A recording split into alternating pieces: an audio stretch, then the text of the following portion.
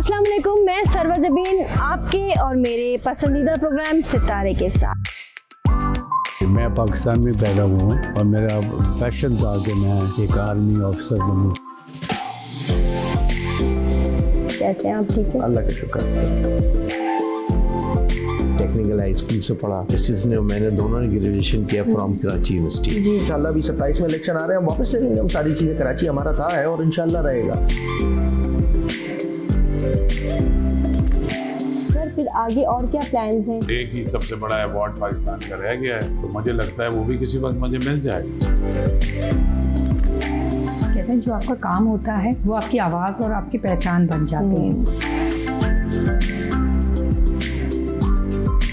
इतनी खूबसूरत और शाइस्तगी और इतनी मिठास कैसे आपकी तबीयत में है? ज़ाहिर है जिस मनसब पे मैं हूँ मेरा ये फ़र्ज़ है कि मैं लोगों की खिदमत करूँ। पहली बारी यकिया ने तकिया एहो चा तकिया के हाय मार सके। आप देख रहे हैं 5 न्यूज़।